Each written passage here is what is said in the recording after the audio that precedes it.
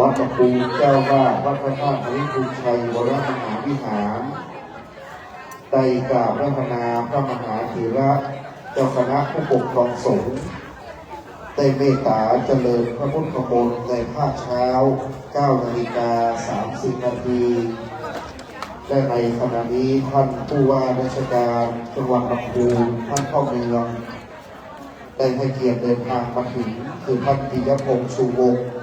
และท่านนายกเหล่ากาชาติวันนี้ได้ให้เกียรติเดินทางมาถึงที่วัดพระธาตุอริพุนชัยวรมหาวิหารครับ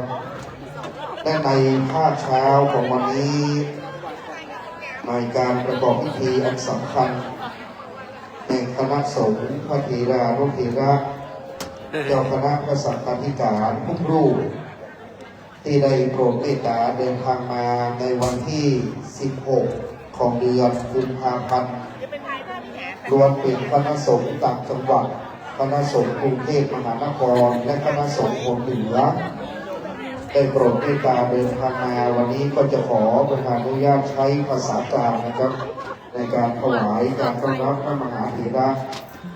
ในวันนี้ในร่มบารมีเจ้าพระคุณสมเด็จพระมหาธีราจารย์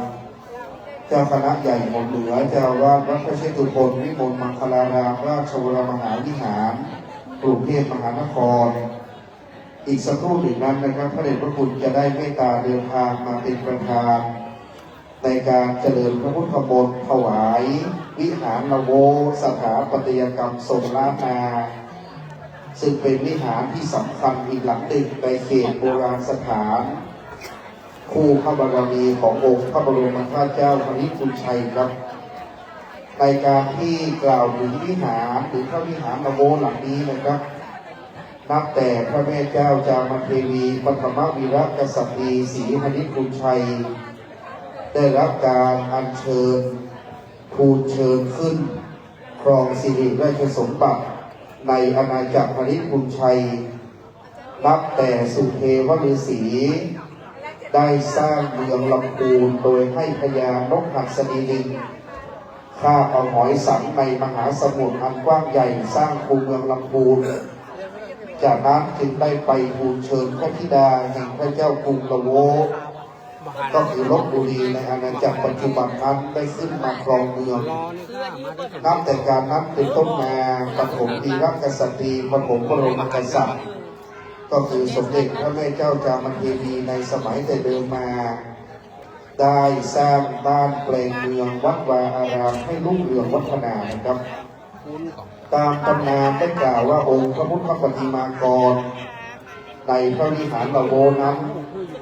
พระแม่เจ้าจามเทวีโปรดให้มีการสร้างเพื่อจะรำลึกถึงพระราชบิดาของพระองค์ท่านเพื่อเป็นที่กราบสักการะเป็นที่กราบไหว้น้อมนำรำลึกถึงมาตาปิตุคุณก็คือพระราชบิดาของพระองค์ที่อยู่กรุงละโวก็จึงสร้างองค์พระพุทธปฏิมากรองค์นี้และมีคู่อีกองค์หนึ่งก็คือวัดพงสัจจ์ดังนั้นมีลักษณะคล้ายคลึงกันเป็นพระพุทธรูปที่องค์พระแม่เจ้าจามเทวีได้โปรดให้มีการสร้างขึ้นเพื่อรำลึกและแสดงความกตัญญูต่อพระราชบิดาของพระองค์ท่านครับสำหรับในภาคเช้านี้นะครับล้วนพระราชาคณะพระผู้ใหญ่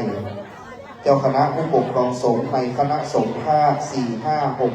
7 คณะสงฆ์หมู่เหนือและคณะสงฆ์ต่างจังหวัดนะครับที่พระเดชพระคุณพระเทพรัตนนายกเจ้าคณะจังหวัดลำพูนเจ้าวาดวัดพระธาตุอริพุนชัยวรมหาวิหารงานวันนี้จึงเป็นงานประวัติศาสตร์เป็นงานประกาศความดีเป็นงานบุญที่วิจิตรและงดงามที่สุดเกิดขึ้นในประวัติศาสตร์ของล้านนาครับเฉพาะในภาคเช้านี้239 รูปและในรอบที่ผ่านมานะครับไม่ว่าจะเป็นคณะสงฆ์ในจังหวัดลำพูนเชียงใหม่คณะสงฆ์ทุกอำเภอของจังหวัดลำพูน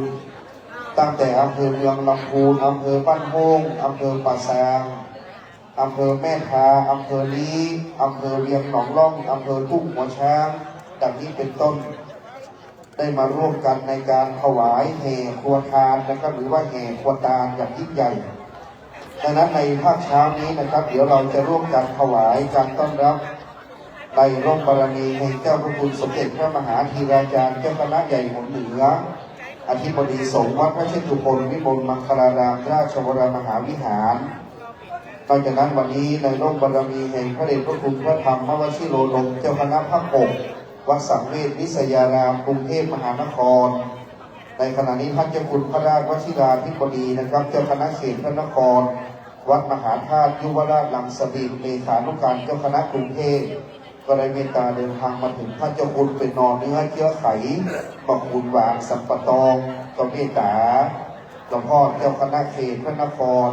ท่านเจ้าคุณพระราชวชิราธิบดีนอนเนื้อบอกบุญหวานสัมปตองเลขานุการเจ้าคณะกรุงเทพวัดมหาธาตุได้เมตตาเดินทางมาถึงนะครับ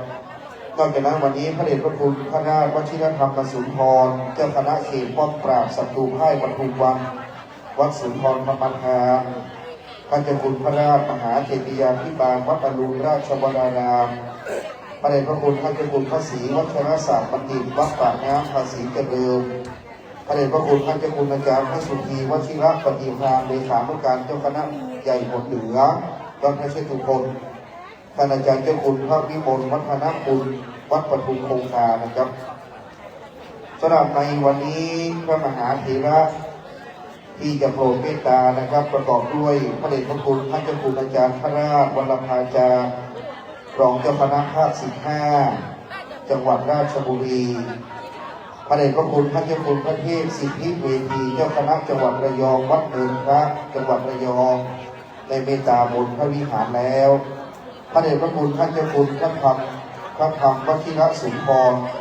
เจ้าคณะจังหวัดลพบุรีวัดกวิษยารามท่านเจ้าคุณพระราชวชิรศรีมาพรวัดพระนารายมหาราชรองเจ้าคณะจังหวัดนครราชสีมา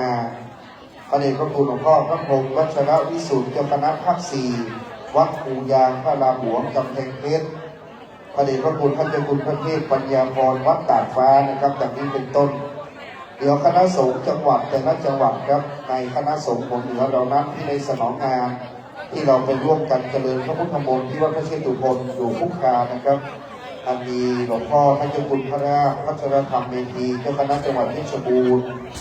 หลวงพ่อท่านเจ้าคุณพระราชวชิรากรเจ้าคณะจังหวัดอุตรดิตถ์ท่านเจ้าคุณพระเทพวชิระเวทีเจ้าคณะจังหวัดสุโขทัยนะครับแล้วก็พระเดชพระคุณท่านเจ้าคุณอาจารย์พระวินัยสารพรเจ้าคณะจังหวัดอุตรดิตถ์ธรรมยุทธวัดพระแท่นศิลาอาในพระวิหารในขณะนี้นะครับท่านเจ้าคุณพระสุวรรณเมธีดร.รองเจ้าคณะจังหวัดเชียงใหม่ท่านเจ้าคุณอาจารย์พระวินัยสารพรเจ้าคณะจังหวัดอุตรดิตถ์ธรรมยุทธวัดพระแท่นศิลาอาวันนี้ก็เมตตานะครับเพราะท่านเป็นกรรมการหมู่บ้านรักษาศีล5สนองงานท่านเจ้าคุณอาจารย์วัดพระแท่นศิลาอามีหลายครานะครับขอบคุณวันนี้พระเดชพระคุณท่านเจ้าคุณพระรัตนมุนีผู้ช่วยศาสตราจารย์ดร.ที่ปรึกษาเจ้าคณะจังหวัดเชียงรายวัดพระแก้วพระรามหลวงเชียงรายนะครับเมตตาเดินทางมาถึงท่านเจ้าคุณพระรัตนมุนีผู้ช่วยศาสตราจารย์ดร.ถวายการต้อนรับนะครับพระเดชพระคุณท่านเจ้าคุณพระโกไสยเกติยารักษ์รองเจ้าคณะจังหวัดแพร่วัดพระธาตุช่อแฮพระอารามหลวงวันนี้เมตตาสูงนะครับท่านเจ้าคุณโกไสยเกติยารักษ์แม้ว่าจะมีงาน6 ปีก็ไม่ละวัดพระธาตุธริพุนชัยท่านอาจารย์เจ้าคุณพระเมธีวชิรธรรมวัดพระธาตุดอยลิงนะครับอีกรูปหนึ่งครูบาอาจารย์หลายรูปคณะสงฆ์เมืองน่านนะครับในวันนี้พระเดชพระคุณท่านเจ้าคุณพระสุนทรมุนีวัดมิ่งเมืองนันทบุรีศรีนครน่านคณะสงฆ์ลำปางวันนี้พระเดชพระคุณท่านเจ้าคุณอาจารย์พระจินดารัตนาพรเจ้าคณะจังหวัดลำปางวัดพระแก้วหนองเต้าสุชาดารามท่านเจ้าคุณพระเมธีวชิรธรรมที่ปรึกษาเจ้าคณะจังหวัดแพร่วัดพระธาตุดอยลิงครับอีกสักครู่นะครับหลวงพ่อเจ้าคณะจังหวัดไม่ว่าจะเป็นท่านเจ้าคุณพระราชศาสนาภิบาลเจ้าคณะจังหวัดน่านวัดพญาบูพระอารามหลวงหลวงปู่พระเทพยานเวทีที่ปรึกษาเจ้าคณะภาค6วัดศรีอุโมงค์คำพระเดชพระคุณท่านเจ้าคุณพระราชวชิรคดีเจ้าคณะจังหวัดเชียงรายวัดพระธาตุผาเงาเชียงแสน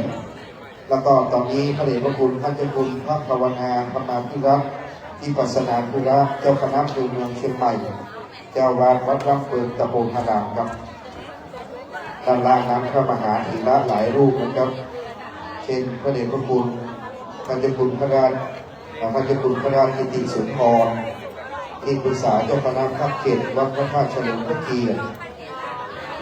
และในขณะนี้พระเดชพระคุณท่านเจ้าคุณพระราชวชิราธิบดีเจ้าคณะเขตวัดนครเลขานุการเจ้าคณะกรุงเทพมหานครวัดมหาธาตุยุวราชดังสลิดได้เมตตาขึ้นกราบพระประธานที่บนพระวิหารเลยครับกล่าวในการนี้ครูบาอาจารย์พระเดชพระคุณท่านเจ้าคุณอาจารย์พระราชวชิรสิทธิเจ้าคณะจังหวัดเชียงใหม่ลำพูนแม่ฮ่องสอนธรรมยุทธวัดเจดีย์หลวงวรวิหารท่านเจ้าคุณพระวิมลมุนีรองเจ้าคณะจังหวัดเชียงใหม่วัดศรีโสดานะครับคณะสงฆ์มาเกือบครบถ้วนท่านพระครูขันติพลานพร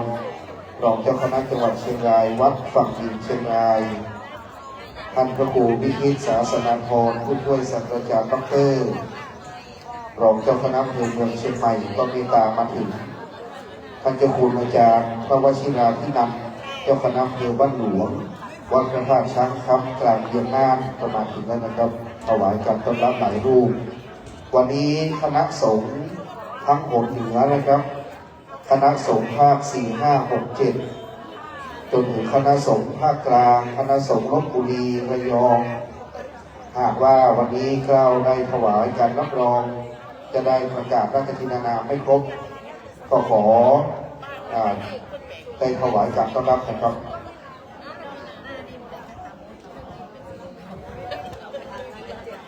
กับคณะสงฆ์อำเภอนะครับคณะสงฆ์อำเภอเจ้าคณะอำเภอรองเจ้าคณะอำเภอก็ได้อาราธนาที่เต็นท์โดมด้านขวาของวิหารครับด้านขวาของพระวิหารละโวนั้นนะครับได้ถวายการรับรองในขณะนี้ก็มีหลวงพ่อเจ้าคณะอำเภอสารพีเจ้าคณะอำเภอบ้านหลวงเจ้าคณะอำเภอแม่ริมสันปะตองเจ้าคณะอำเภอพร้าวหลวงพ่อรองเจ้าคณะอำเภอด้วยนะครับคณะสงฆ์อำเภอดอยหล่อคณะสงฆ์อำเภอแม่วางเมืองเชียงใหม่พระมหาเถระผู้ใหญ่อีกหลายรูปครับท่านพระครูสุทธิยานรังสีที่ปรึกษาเจ้าคณะจังหวัดเชียงใหม่วัดรังสีสุทารามนะครับมีโมมแถวด้านหน้าเลยครับคณะสงฆ์เมืองฝางคณะสงฆ์เมืองชัยประการนะครับท่านพระครูสุธิตานุรักษ์ด็อกเตอร์ท่านพระครูสถิตธรรมาภิรักษ์แบบนี้เป็นต้นครับ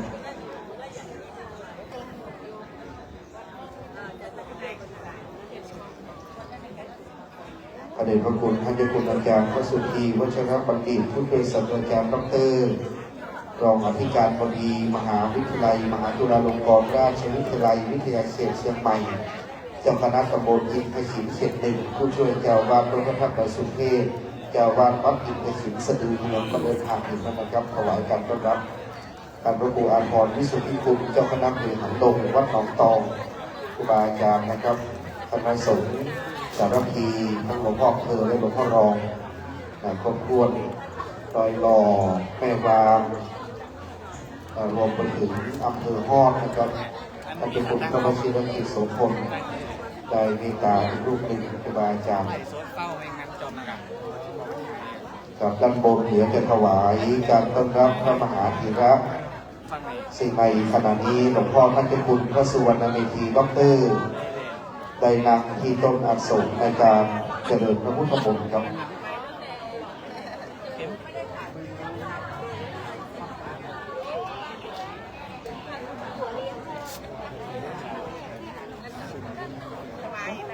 กับสำหรับพระวิหารละโวหลังนี้นะครับ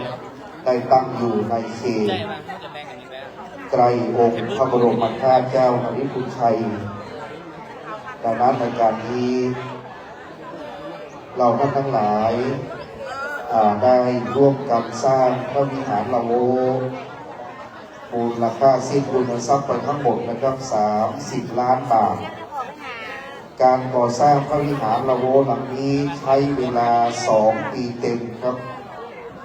ในระยะเวลา2 ปีเต็มนี้นะครับพระเดชพระคุณหลวงพ่อพระเทพรัตนนายกเจ้าคณะจังหวัดลำพูนพร้อมด้วยสาธุชนวัดพระธาตุได้รับงบประมาณสนับสนุนจากสำนักงานพระพุทธศาสนาจังหวัดจำนวนเงิน4 ล้านบาท และนอกจากนั้นสาธุชนญาติโยมได้ร่วมบุญร่วมกันนะครับทุนทรัพย์30 ล้านสร้างพระวิหารละโวเป็นเวลา2 ปีเต็มวิหารหลังนี้นับแต่พระเดชพระคุณพระสุเมธมังคลาจารย์อดีตเจ้าคณะภาค 7อดีตเจ้าวาดวัดพระธาตุพริพุนชัยวรมหาวิหารโปรดเมตตาให้มีการเขียนภาพ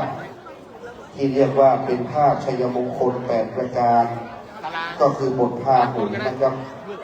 ดังนั้นเมื่อเราบูรณะวิหารพระวิหารหลังนี้ก็จึงอยากจะให้เป็นวิหารทรงล้านนาแต่โบราณนายช่างผู้มีฝีมือในช่างผู้มีฝีมือก็จึงได้รังสรรค์เป็นศาลานะครับ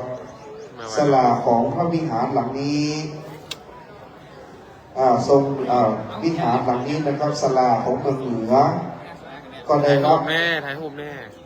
เกียรติจากพ่อครูวิสารพัฒน์รัตนมงคลเกษมหรือพ่อครูบอยจากบ้านเมืองสาหลวงอำเภอเมืองเชียงใหม่ได้เป็นเก้าศาลานะครับเมืองเหนือว่าเก้าศาลา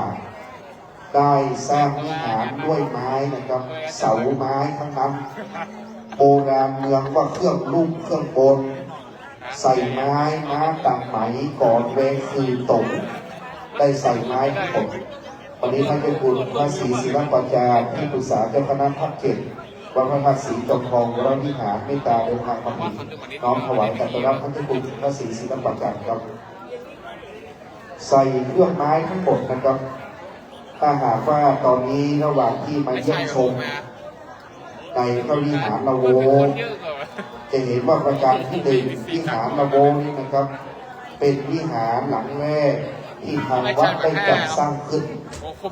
โดยวิหารหลังอื่นๆนี้จะใช้การบูรณะครับเพราะว่าเป็นเขตโบราณสถานแต่พระวิหารละโวนี่นะครับหลังเก่าที่ทรุดโทรมไปมากไม่สามารถจะบูรณะได้ครับก็จึงได้ให้ช่างได้ทำขึ้นใหม่สร้างขึ้นใหม่โดยใช้สถาปัตยกรรมเอกลักษณ์อัตลักษณ์ของล้านนา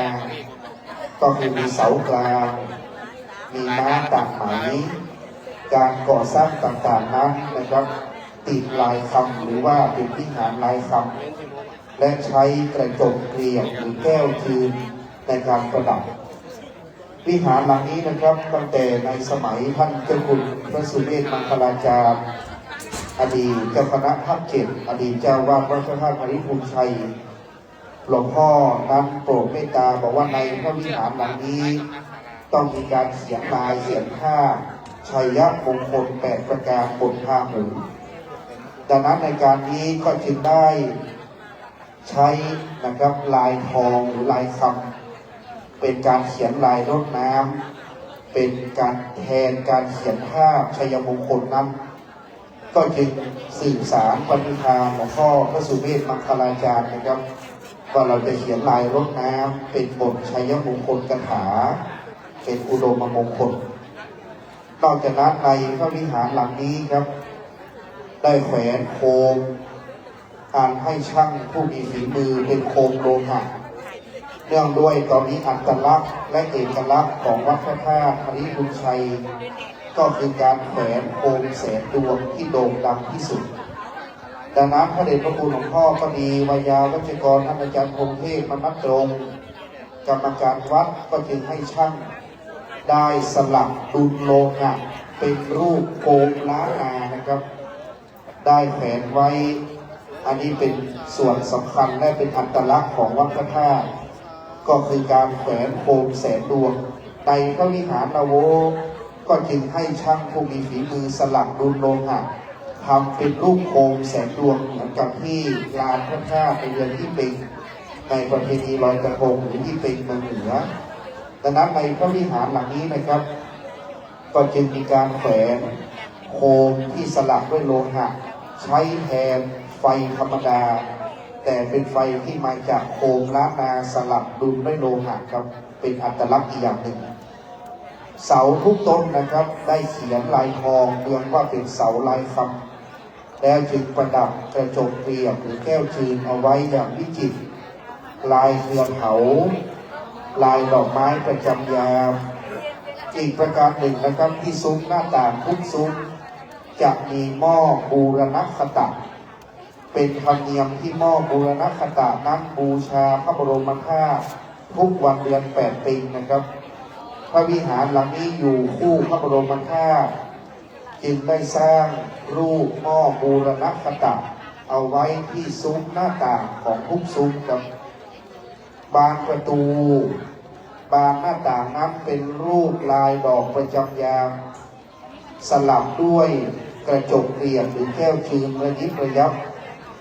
ในสมัยก่อนนะครับร้านนาเรานิยมใช้กระจกเกลี่ยหรือแก้วชืน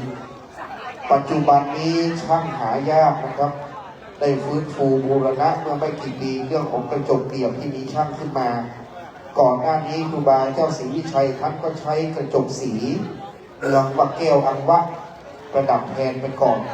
หลังจากนั้นช่างได้รื้อฟื้นการทำกระจกเกลี่ยขึ้นวัดพระธาตุก็จึงใช้กระจกเกลี่ยหรือแก้วจืดอันเป็นอัตลักษณ์ของล้านนาประดับทุกบานประตูหน้าต่างของพระวิหารละโวหน้ามุกหรือหน้าบังนั้นนะครับเมืองว่าหน้าแหนได้สลักออกด้วยลายปูนปั้นลายไม้แกะสลักออกด้วยลายไม้แกะสลักแล้วจึงประดับกระจกเกลี่ยหรือแก้วจืดหน้ามุกหรือหน้าบันนั้นนะครับมีเอกลักษณ์มากครับเพราะจะเป็นเทวดานพเคราะห์ทรงราชทิพยานตามธรรมเนียมของการสะเดาะนพเคราะห์ก็จะมีเทวดาอัฐทิตได้ทรงราชทิพยานขี่พาหนะประดับไว้ที่ด้านหน้ามุกหน้าจั่วทิศตะวันออกสำหรับวิหารหลังนี้นะครับสำนักงานพระพุทธศาสนาจังหวัดลำพูนได้สนับสนุนงบประมาณเป็นจำนวนเงิน4 ล้านบาทวัดพระธาตุอริภูชัยมีญาติโยมช่วยอุปถัมภ์สิ้นทุนทรัพย์ทั้งหมด30 ล้านบาทนะครับ30 ล้านดังนั้น30 ล้านถือว่าเป็นวิหารที่จะเป็นมรดกต่อจากนี้ไปจะเป็นมรดกโลกเป็นมรดกชาติถวายสร้างเป็นพุทธบูชาให้กับองค์พระบรมธาตุเจ้าอริภูชัยผู้ใดเกิดในปีละกาเมืองว่าเกิดมาในปีเล้าเพิ่งไก่จุพระบรมธาตุเจ้าอริภูชัยวัดหลวงเวียงลำพูนจากนั้นบัดนี้บารมีองค์พระบรมธาตุเป็นที่กราบสักการะของมนุษย์ชนคนเทวดาทั้งหลาย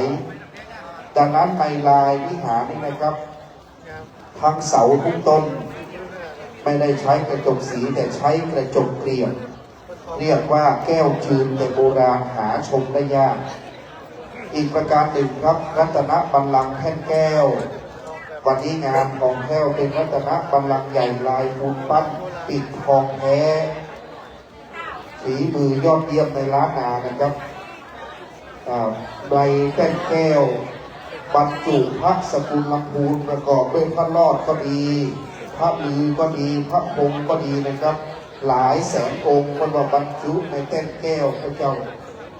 ดังนั้นแท่นแก้วเก่าแต่เดิมนั้นก็เป็นปูนธรรมดาเมื่อเราได้สร้างขึ้นใหม่ก็ถือเอาธรรมเนียมโบราณในล้านนานะครับบรรจุของดีของวิเศษเอาไว้ในรัตนบัลลังก์ดังนั้นพระรอดหลวงพระลือพระพงนะครับพระปืนนะครับได้ใส่ไว้ในแท่นแก้วนี้ทั้งหมดและจึงได้อัญเชิญมาไว้เขียนเป็นลายคำไว้ที่ฝาผนังนะครับได้ทำลายรดน้ำอาจารย์พงเทพมนัสดงท่านควบคุมการก่อสร้างร่วมกับหลวงพ่อพระเทพรัตนนายกออกแบบไปทีละนิดอันไหนขาดเสริมนะครับอันไหนที่ควรเพิ่มเพราะมันเป็นวิทยาวัจกรคณะในการนี้ได้กล่าวถึงในส่วนของลายรดน้ำและลายทองครับลายรดน้ำและลายทองดังนั้นพระสกุลลำพูนนะครับพระรอบหลวงพระ18พระ12พระรอบพระเลี่ยมหลวงพระ10พระ3ใบโพพระ28นะครับอันนี้เป็นต้นเยอะมากครับพระสกุลลำพูนอยู่ทั้งหมดรวบรวมไว้ทั้งหมดนะครับเป็นวิหารที่เกินพัฒนาจริงๆวันนี้พระเดชพระคุณหลวงพ่อพระเจ้าคุณพระเทพสิงหาวราจารย์ดร.รองเจ้าคณะจังหวัดเชียงใหม่เจ้าวาดวัดพระศรีโบรมหาวิหาร ได้เมตตาเดินทางมาถึงและเข้ากราบพระประธานในพระวิหารละโวครับ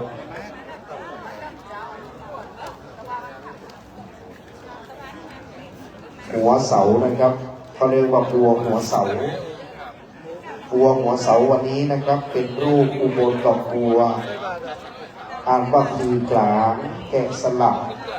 ลวดลายอย่างล้านนาหาชมยาก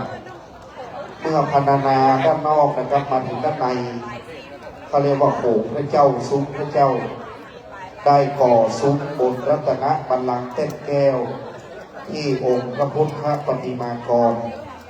ซุ้มบัลลังก์นี้นะครับได้มีลายปูนปั้นและปิดทองแท้เป็นรูปเหล่าเทวดาประนมมือเทวดาถือเครื่องสูงเป็นรูปสัตว์ในหิมพานต์หลายอย่างนะครับเช่นพญานาคราชพญาหงส์สุวรรณหงส์ได้ประดับประดาซุ้มเรียกว่าโขงพระเจ้าอย่างวิจิตรอ่อนช้อยสำหรับพระพุทธรูปองค์นี้นะครับตามมุขบาทในการบอกเล่าว่าเมื่อครั้งพระแม่เจ้าจามเทวีขึ้นมาครองเมืองลำพูนได้มีความระลึกนึกถึงพระราชบิดาก็จึงได้สร้างพระพุทธปฏิมากรสำหรับไหว้กราบรำลึกถึงพระราชบิดาในกรุงละโวจึงได้ประดิษฐานองค์พระพุทธปฏิมากรไว้ในพระวิหารละโวองค์หนึ่งครับต่อมานั้นเมื่อจะไปสร้างเมืองละกรเมื่อสร้างละปูนแล้วจึงจะสร้างเมืองละกรก็คือเมืองศรีลานครลำปางได้อธิษฐานนะครับที่วัดพงสัจจะเรียกว่าสัจจะอธิษฐานก่อนจะสร้างละกรลำปางอธิษฐานว่าขอให้สร้างเมืองลำปางให้สำเร็จนะครับจึงได้สร้างพระพุทธรูปเหมือนในวิหารของพระวิหารละโวในอีกองค์หนึ่งที่วัดพงสัจจะนะครับเป็นพระพุทธรูปที่มีพุทธลักษณะคล้ายคลึงกันไปสร้างที่วัดพงสัจจะแล้วจึงไปสร้างเมืองละกรศรีลานลำปางนะครับและโปรดให้ราชโอรสคือพระเจ้าอนันตยศและพระเจ้ามหันตยศได้ไปครองละกรลำปางคือพระเจ้าอนันตยศและพระเจ้ามหันตยศขี่ช้างอุ้มกำงาเขียวได้สร้างบ้านแปลงเมืองทุกแห่งทุกที่เป็นพระบารมีของพระแม่เจ้าจามเทวีปฐมปีรัชศักดิ์แห่งนครลำพูนครับวันนี้ท่านเจ้าข้าวันนี้ท่านสาธุชนพุทธบริษัทได้ให้เกียรติเดินทางมาในการประกอบพิธีวันนี้ด้วยความเคารพในท่านสุวิทย์รังสิพลท่านอดีตรัฐมนตรีว่าการกระทรวงศึกษาธิการได้ร่วมบุญปัจจัยถึง200,000 บาทได้ร่วมบุญในการถวายทานพระวิหารละโวนะครับวันนี้ขอบพระคุณท่านสุวิทย์ท่านอดีตรัฐมนตรีว่าการกระทรวงศึกษาธิการด้วยได้ร่วมบุญ200,000 บาทประกาศความดีวันนี้ท่านผู้หลักผู้ใหญ่นะครับท่านปิยพงษ์ชูวงศ์ในนามท่านผู้ว่าราชการจังหวัดลำพูนในนามพ่อเมืองลำพูนท่านพันเอกยุทธพงศ์กลันทกสุวรรณท่านรองผู้อำนวยการกรมน.ท่านณัฐพรชูวงศ์ท่านนายกเหล่ากาชาติจังหวัดลำพูนพร้อมด้วยวันนี้ท่านนายอำเภอเมืองลำพูนก็ดีนะครับในส่วนของท่านผู้อำนวยการสำนักงานพระพุทธศาสนาจังหวัดท่านผู้อำนวยการหนองแก้วอุตโนที่ได้ร่วมสนับสนุนในนามของสำนักงานพุทธนะครับถึง4 ล้านบาท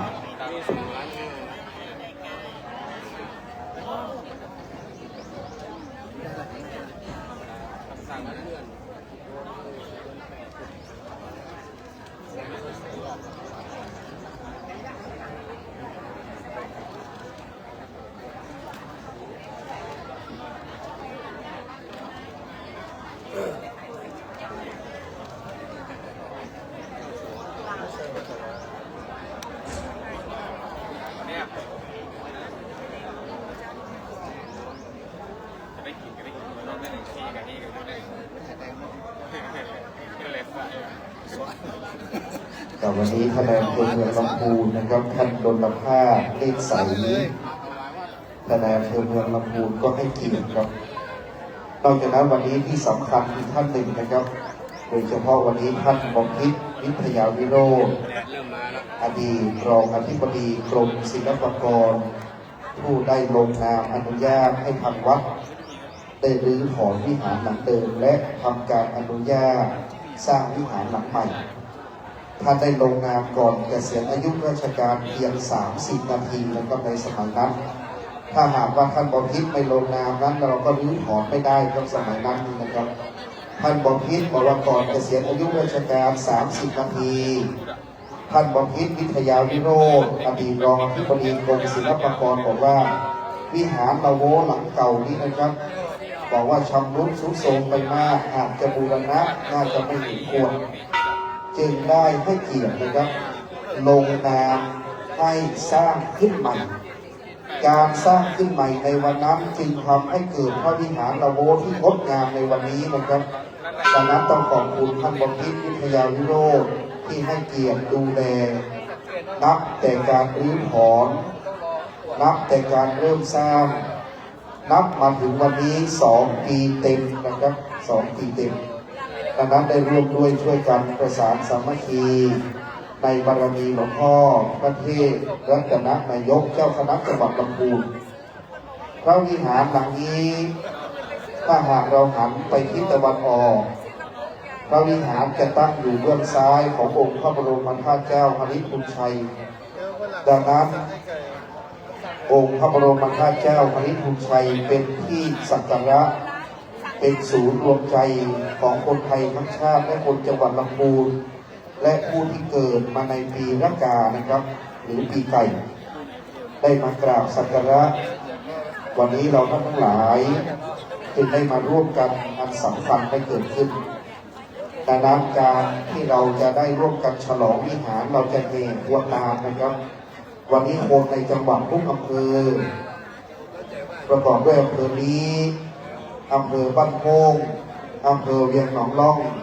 อำเภอป่าซางอำเภอแม่คาอำเภอเมืองจังหวัดลำพูนนะครับอำเภอบ้านพีครับอำเภอบ้านพีอำเภอบ้านพีแล้วนะครับก็จะร่วมกันแห่ขบวนการอย่างยิ่งใหญ่อำเภอพุ่งหัวช้างศิษย์ในครูบาวงก็ดีศิษย์ในครูบาเจ้าอภิชัยขาวปีก็ดีก็จะแห่ขบวนการ8 อำเภอนะครับตุ่มหัวช้างบ้านพีเมืองนี้บ้านโป่งแม่คาป่าซางอันนี้เป็นต้น8 อำเภอใหญ่ครับแห่ขบวนการหรือว่าแห่ขบวนการเมื่อวานที่ยิ่งใหญ่วันนี้จะเป็นวันแห่ขบวนการหรือว่าแห่ขบวนการอีกวันหนึ่งนะครับวันนี้สภาวัฒนธรรมคนในเรียงลำพูนถนนอินทยงยศถนนเจ้าหลวงนี่ก็ดีนะครับจะได้พากันแห่ขบวนการวัดพระธาตุนี้นะครับติดอยู่กับคุ้มหลวงเจ้าผู้ครองนครลำพูนพระองค์สุดท้ายก็คือเจ้าจักรคำขจรศักดิ์เป็นเจ้าผู้ครองนครลำพูนพระองค์ที่10ดังเป็นพระองค์สุดท้ายที่เราท่านทั้งหลายได้มีเจ้าหลวงและก็เจ้านายฝ่ายเหนือได้ทรงอุปถัมภ์บำรุงไม่ว่าจะเป็นเจ้าจักรคำขจรศักดิ์เจ้าหญิงส่วนบุญนะครับเจ้าแม่รถแก้วนะครับที่ได้ร่วมกันอุปถัมภ์มาสมัยก่อนแล้วก็รวมถึงราชเตกูลนลำพูนแล้วก็สภาวัดพระธาตุในยุคต่อมาเป็นการปัจจุบันนะครับก็เป็นสภาวัดพระธาตุในถนนอินทยงยศด้านหลังแล้วก็มีท่านางนะครับท่าต่างๆด้านหน้าที่อยู่ริมฝั่งอารยธรรมรูปในน้ำกวงก็เป็นสภาวัดพระธาตุเป็นแห่ขบวนการเข้าถวายเพราะวัดพระธาตุนี้นะครับ1ประเพณีสลากย้อมที่ใหญ่ที่สุดในโลกในเดือน12 ปีนะครับเป็นสลากย้อมที่ใหญ่ที่สุดในโลก12 ปี2การแขวนโคมแสนดวงที่ใหญ่ที่สุดก็ได้เกิดขึ้นในเดือนยี่ปี3ประเพณีส่งน้ำพระธาตุที่งดงามที่สุดในเดือน8 ปีนะครับอันนี้จะเป็นประเพณีที่สำคัญหลักๆและนอกจากนั้นไม่ว่าจะเป็นการเทศน์มหาชาติการทำบุญต่างๆในวันพระวันสำคัญวันวิสาขบูชาวันมาฆบูชาอาสัญหบูชาเข้าพรรษาออกพรรษามีทุกประเพณีนะครับอีกประการหนึ่งที่พระสงฆ์เยอะแบบนี้นะครับเพราะหลวงพ่อพระเทพรัตนนายกท่านเป็นประธานกรรมการขับเคลื่อนหมู่บ้านรักษาศีล 5ของผลเหนือเดินทางไปตรวจเยี่ยมเดินทางไปประเมินเป็นคณะกรรมการนะครับ เช่นพระเดชพระคุณท่านเจ้าคุณพระเทพสิงหวราจารย์ดอกเตอรท่านเจ้าคุณพระวินัยสาธรนี่ท่านเจ้าคุณพระศรีศิลปาจารย์นี่เป็นต้นก็จะมีการไปประเมินไปตรวจเยี่ยมดูแลกำกับหมู่บ้านรักษาศีล5ของคณะสงฆ์ผลเหนือทั้ง16จังหวัดนับแต่นครสวรรค์ถึงจังหวัดเชียงรายนะครับดังนั้นคณะสงฆ์จะเยอะเป็นพิเศษเพราะว่าหลวงพ่อดูแลทั้งหมดเหนือในหมู่บ้านรักษาศีล5ท่านเจ้าคุณพระรัตนบุรีก็อีกรูปหนึ่งนะครับท่านผู้ช่วยศาสตราจารย์ดร.ก็ไปตลอดดังนั้นก็ถือว่าร่วมกันสามัคคีท่านเจ้าคุณรัตนบุรีท่านเจ้าคุณวัดพระศรีท่านเจ้าคุณวัดพระศรีกำทองนะครับเดินทางท่านเจ้าคุณพระราชปัญญาเวทีวัดท่าตอนอันนี้เป็นต้นก็ว่าไปตรวจกำกับดูแลขับเคลื่อนหมู่บ้านรักษาศีล5ของเหนือลงไปถึงภาคกลางนะครับไปถึงภาคอีสานเพราะว่าหลวงพ่อพระเทพรัตนนายกวันนี้ได้น้อมนำวันนี้เราท่านทั้งหลายได้ร่วมด้วยช่วยกันในการประกอบพิธีอันสำคัญร่วมด้วยช่วยปฏิบัติน้อมนำบรรจงจัดให้ได้ร่วมกันสร้างถวายวิหารทานดังนั้นวิหารทานวันนี้เป็นมหานิพพานกุศลอันยิ่งใหญ่พระเดชพระคุณหลวงพ่อพระพรหมเสนาบดีที่ปรึกษาเจ้าคณะภาค7วัดปทุมคงคานะครับเวลาท่านกล่าวสัมโภชนีคาถาท่านจะกล่าวเสมอครับว่าบุญใหญ่นี้ในวันนิพพานกุศลแต่น้ำนิพพานกุศลนี้หาประมาณไม่ได้เป็นวันหยาดน้ำเป็นวันสมโภชเป็นวันถวายเป็นวันที่เราจะเกิดนิพพานกุศลที่ยิ่งใหญ่ที่สุดในบ้านเมืองลำพูนนะครับเดี๋ยวเราจะได้ถวายการต้อนรับเจ้าพระคุณสมเด็จพระมหาธีราจารย์เจ้าคณะใหญ่ของเหนือครับในการนี้คณะปากคลองจุลยะนนทีก้องฟ้าหากพร้อมเราจะได้บรรเลงขึ้นอีกยกหนึ่งจนกว่าพระเดชพระคุณเจ้าพระคุณสมเด็จจะเมตตาขึ้นสู่บนพระวิหารละโวนะครับหลังจากนั้นเราจะลงเองเราจะน้อมนำเราจะพระคุณสมเด็จเมตตาจุดธูปเทียนเป็นเครื่องนมัสการเพื่อหน้าพระเจ้าหลวงหรือองค์พระพุทธปฏิมากรบนพระวิหารละโวครับวันนี้จิตใหญ่ตามหลวงศรัทธาทั้งปวงในบ้านเมืองเหนือในบ้านเมืองลำพูนจะได้อยากน้ำหมายตาวิหารจิตใหญ่ตามหลวงที่ยิ่งใหญ่ที่สุด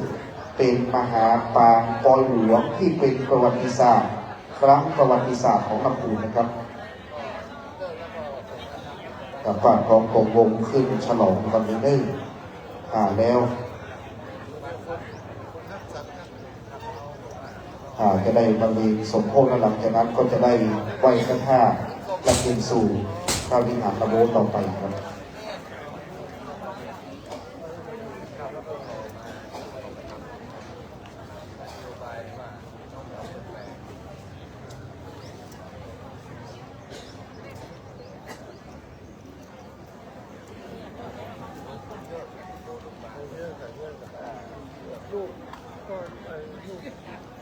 และในขณะนี้เจ้าพระคุณสมเด็จพระมหาธีราจารย์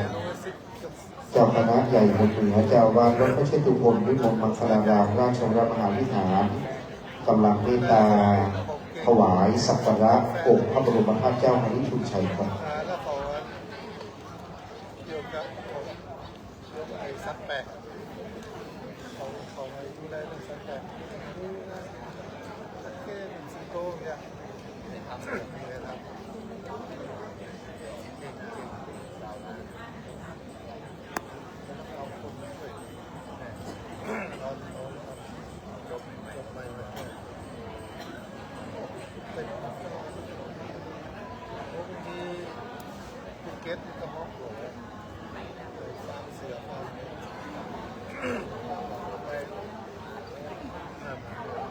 บนวิหารในขณะนี้นะครับท่านเจ้าคุณพระศรีธรรมโสพล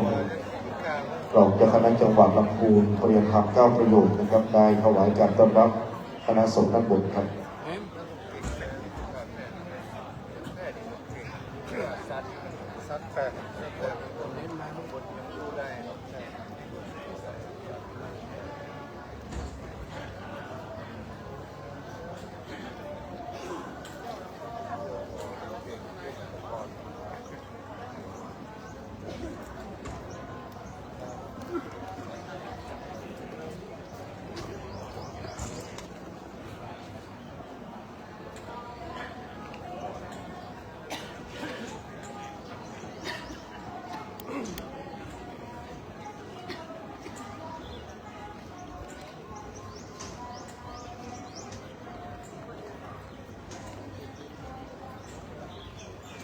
ในตอนนี้พระผู้ว่าประกอบดูพระธนา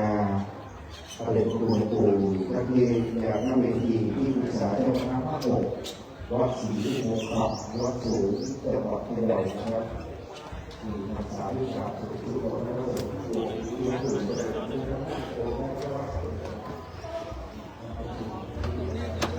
ไปดูอะไรพี่อะไรพี่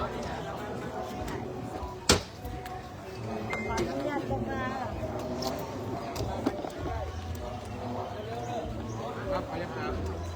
ครับไปยังครับ1 2 3ครั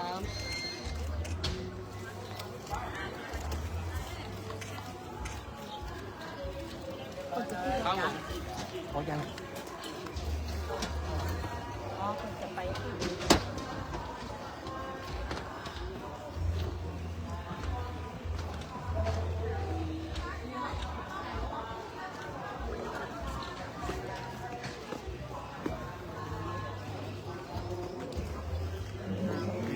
รับ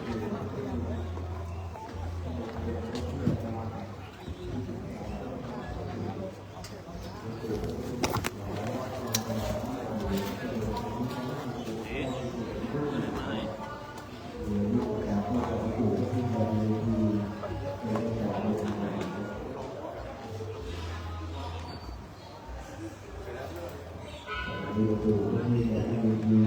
ตัวที่ถูกต้องกับตัวที่ถูกต้องแล้วก็มีสายที่เราเปิดมีสายที่เราเปิดมีสาย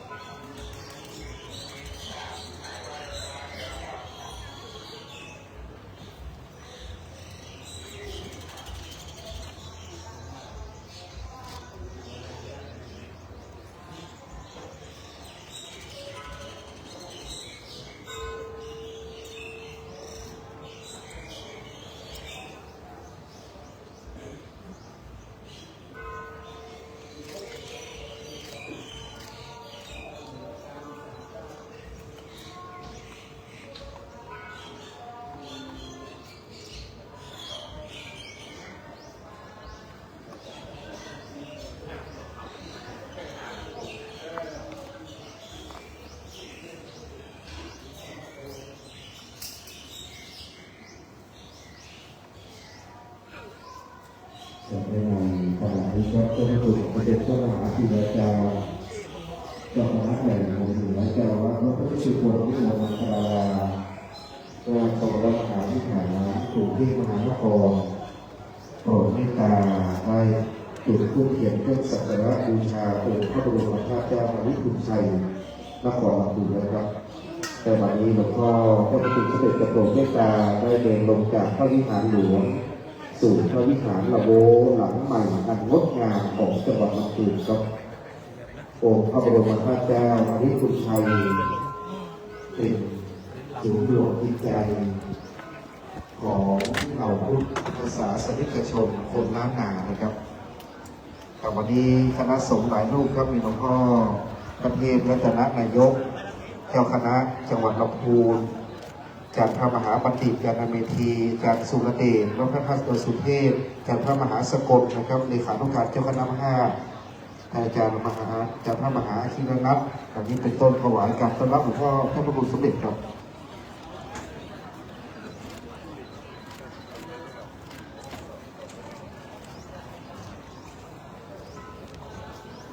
ระวิหารระโวได้สร้างขึ้นด้วยสถาปัตยกรรมล้านนานะครับกับในขณะนี้ครับท่านสุวิทย์รังสิพลอดีตรองนายกรัฐมนตรีอดีตรัฐมนตรีว่าการกระทรวงศึกษาธิการพร้อมด้วยท่านปิยพงษ์ชูวงศ์ท่านผู้ว่าราชการจังหวัดลำพูนท่านนัทพรชูวงศ์ท่านนายกเหล่ากาชาติจังหวัดลำพูนเข้าถวายการต้อนรับพร้อมด้วยท่านผู้อำนวยการหนองแก้วอุตโนผู้อำนวยการสำนักงานพระพุทธศาสนาจังหวัดลำพูนครับ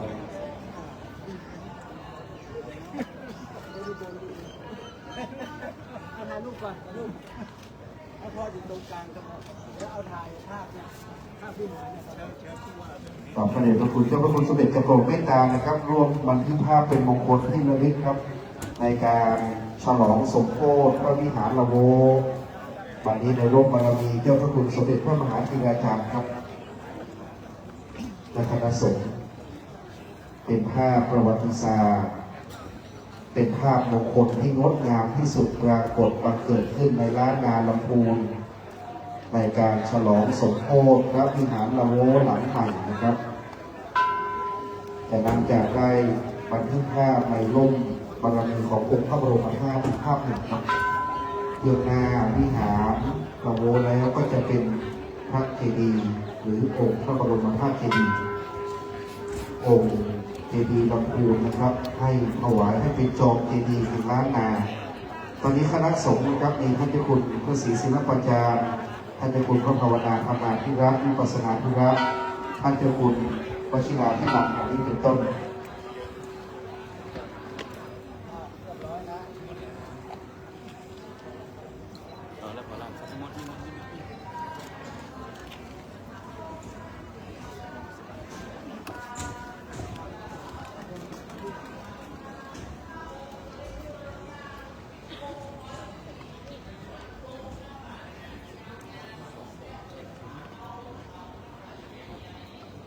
วันนี้สาธุชนน้อมกำลังมือขึ้นนะครับถวายการต้อนรับในโรงบารมีเจ้าพระคุณสมเด็จพระมหาธีราจารย์เจ้าคณะใหญ่เหนือเจ้าวัดวัดพุทธมพระเมตตาขึ้นสู่บนพระวิหารลำพูนครับโดยบารมีหลังหลวงปู่ร่มสุขครับ ทำดีเลยเนี่ยจิ๊บเลยจิ๊บผมเตะนี่ก็ดีอ่ะพ่อไปแล้วในสนามอาในโรงบารมีเจ้าพระคุณสมเด็จพระเจ้าอยู่หัวร่มเย็นเสมอมานะครับวันนี้มีการขึ้นสู่บนพระวิหารละโวในพระบรมธาตุเป็นประธานจุดผู้เกี่ยวเพื่อไม่มัสการวิชาและปฏิบัติใดเบื้องหน้าพระพุทธปฏิมากรพระพุทธรูปองค์ศักดิ์สิทธิ์บนพระวิหารครับ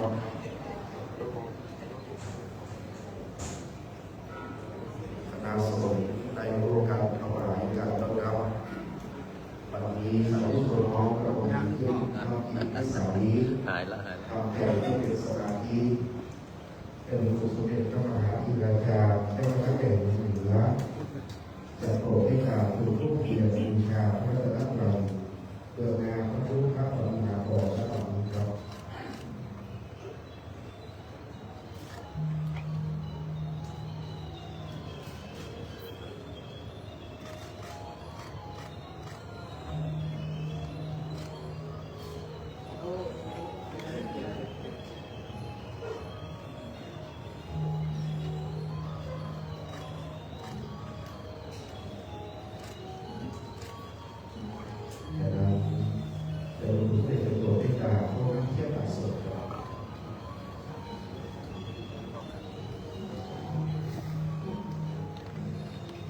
คณะสงฆ์ภาคเก็บคณะสงฆ์องค์หนึ่งนะครับส่วนหนึ่งจะได้เข้าถวายสักการะ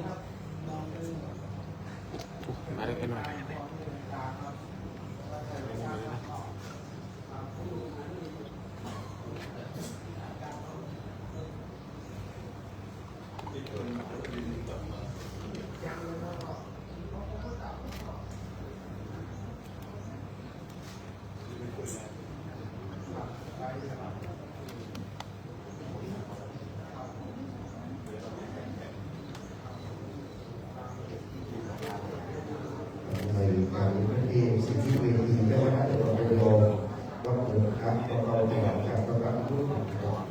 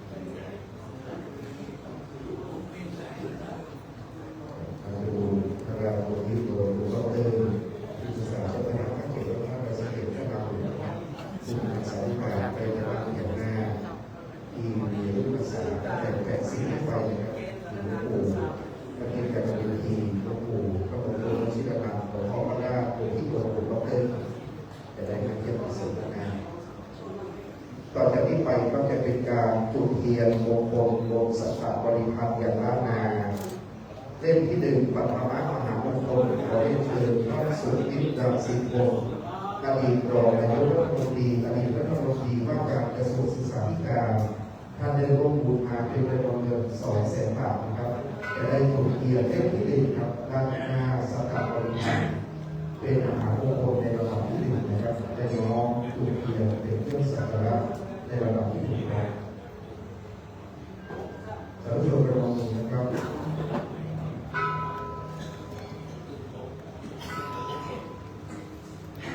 วันนี้ท่านสุรินทร์รังสิพงศ์อดีตรองนายกรัฐมนตรีอดีตรัฐมนตรีว่าการกระทรวงศึกษาธิการราชการผู้ใหญ่ท่านได้อุปถัมภ์รับนะครับดูเป็นเล่มเดียวครับในตามที่อธิษฐานครับเล่มที่สองครับด้วยความเคารพผู้บุญผู้บารมีในการนี้พ่อเมืองลำพูนเชิญท่านปิยพงษ์ชูวงศ์และท่านนัทพรชูวงศ์ร่วมกันประคองคุณเล่นครับวันนี้ท่านผู้ว่าราชการจังหวัดลำพูนและท่านนายกเหล่ากาชาติจังหวัดลำพูนจะได้ประคองให้ถนนจุดคุณเล่นครับน้องหมาวันนี้เรื่องที่3นะครับน้องนำท่านผู้ว่าราชการจังหวัดและท่านนายกเหล่ากาชาตินะครับในตั้งที่เป็นสถานที่ได้บูชาสักการะ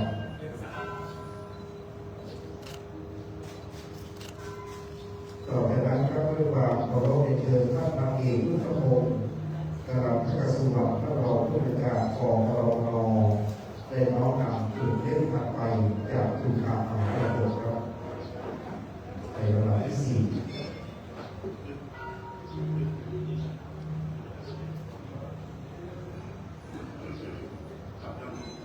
ทางนางเอกพุทธพงศ์กำลังพระกสุวรรณรองผู้บริการกองรมนนะครับสักการะนะครับ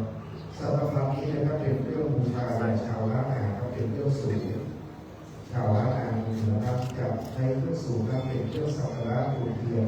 สำหรับบูชาพระพุทธปฏิมากรและสิ่งศักดิ์สิทธิ์ต่อไปเชิญท่านโดนประภาพนิสัยท่านแดงเมืองลำพูนได้น้อมนำสักการะในประเทศไทยครับเชิญท่านโดนประภาพนิสัยครับในระดับเล่มที่5เราจะมามหามงคล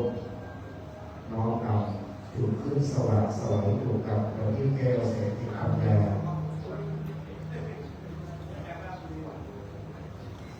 จากนั้นในระดับเล่มที่6นะครับเรียนเชิญท่านนายแพทย์ศักดิ์สิทธิ์ขอแก้วท่านสาธารณสุขจังหวัดลำพูนครับได้น้อมนำสักการะบูชาท่านนายแพทย์ศักดิ์สิทธิ์ในบูชาเล่มที่6นะครับ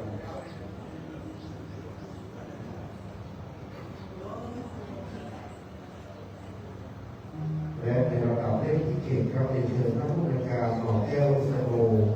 ท่านผู้บริการสำนักงานพระพุทธศาสนาจังหวัดลำพูนสำนักงานพระพุทธศาสนาจังหวัดลำพูนท่านได้สนับสนุนงบประมาณถึง4 ล้านบาทนะครับการก่อสร้างทั้งหมด30 ล้านคณะศรัทธารับพระธาตุได้ร่วมกันอุปถัมภ์ต่อบุญได้สร้างขึ้นให้เป็นประวัติศาสตร์และเป็นมรดกโลกและเป็นสมบัติของชาติสิ่งไทยนะครับต่อไปจะได้ขอเรียนเชิญท่านปคิดวิทยาวิโรจน์ท่านอดีตรองอธิบดีกรมศิลปากรได้จุดเทียนขันสาครน้ำพระพุทธมนต์ครับท่านปคิดวิทยาวิโรจน์ท่านเป็นผู้ลงนามอนุญาตให้ทำวัดรื้อถอนวิหารหลังเดิมและอนุญาตให้สร้างวิหารหลังใหม่ท่านลงนามก่อนเกษียณอายุราชการเพียง30 นาทีเท่านั้นนะครับถ้าไม่มีท่านปคิดวิหารหลังใหม่จะไม่เกิดขึ้นครับวันนั้น1600นะครับท่านผู้บริหารวันนี้ท่านปคิดน้อมนำประเทศทั้งหลายครับได้เป็นมรดกโลกเป็นสมบัติชาติที่ยิ่งใหญ่ที่สุดนะครับวันนี้ท่านปคิดวิทยาวิโรจน์อดีตรองอธิบดีกรมศิลปากรได้จุดเทียนขันสาครน้ำพระพุทธมนต์เป็นที่เรียบร้อยแล้วผู้เทียนดอกไม้เป็นเครื่องสักการะได้บูชาต่อพระรัตนตรัยเป็นที่พึ่งที่เคารพสูงสุด นี้เราจะน้อมกราบพระสาธุชนกราบหนึ่งกราบสองกราบสามอิมินาสักการเรนะพุทธังปูเทมิอิมินาสักการเรนะธัมมังปูเทมิอิมินาสักการเรนะสังฆังปูเทมิอะระหังสัมมาสัมพุทโธภะคะวาพุทธังภะคะวันตังอะภิวาเทมิสวากขาโตภะคะวะตาธัมโมธัมมังนัมมัสสามิสุปฏิปันโนภะคะวะโตสาวกสังโฆสังฆังนะมามิมัจยังพันเตวิสุรักขณทายะติสรเนนัสสหะปัญจศีลานิยาจามะทุติยัมปิมัจยังพันเตวิสุรักขณทายะติสรเนนัสสหะปัญจศีลานิยาจามะตติยัมปิมัจยังพันเตวิสุรักขณทายะติสรเนนัสสหะปัญจศีลานิยาจามะนะโมตัสสะภะคะวะโตอะระหะโตสัมมาสัมพุทธัสสะนะโมตัสสะภะคะวะโตอะระหะโตสัมมาสัมพุทธัสสะนะโมตัสสะภะคะวะโตอะระหะโตสัมมาสัมพุทธัสสะนะโมตัสสะภะคะวะโตอะระหะโตสัมมาสัมพุทธัสสะนะโมตัสสะภะคะวะโตอะระหะโตสัมมาสัมพุทธัสสะนะโมตัสสะภะคะวะโตอะระหะโตสัมมา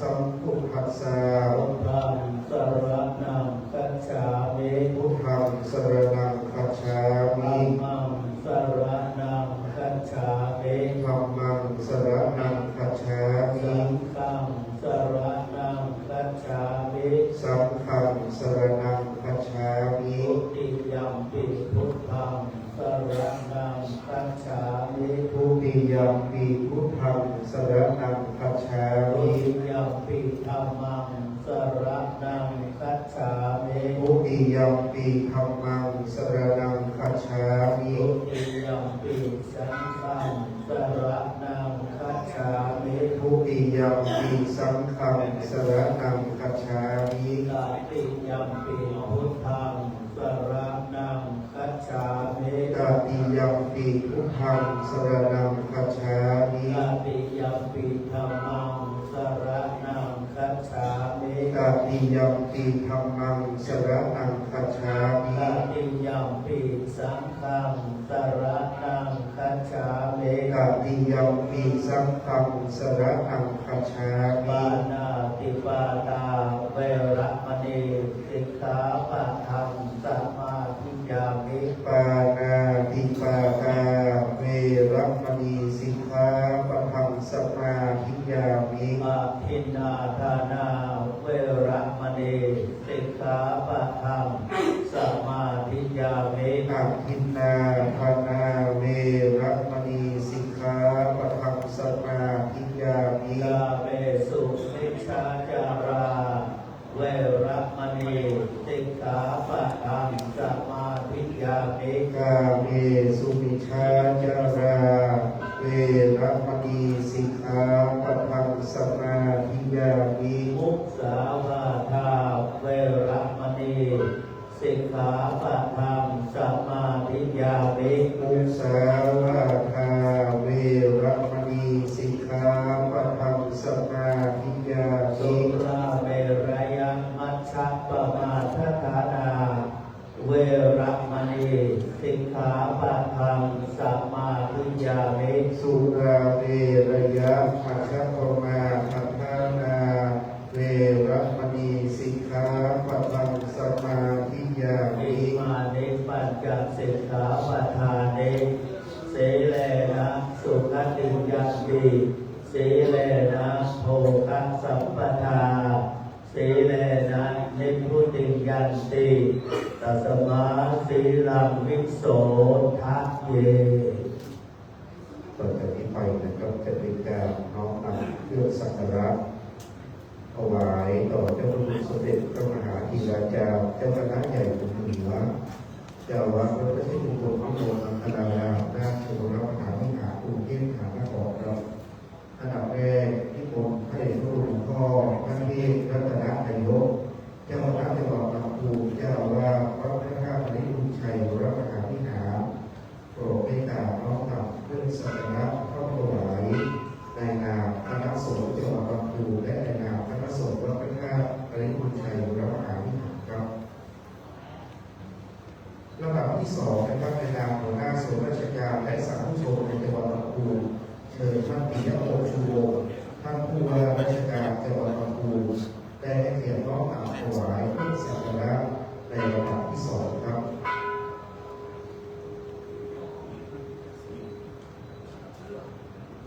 ลำดับที่3นะครับเรียนเชิญท่านผู้บริการหน่อแก้วอุตโนท่านผู้บริการสำนักงานพระพุทธศาสนาจังหวัดลำพูนได้น้อมนำถวายเครื่องสักการะในลำดับที่3ครับ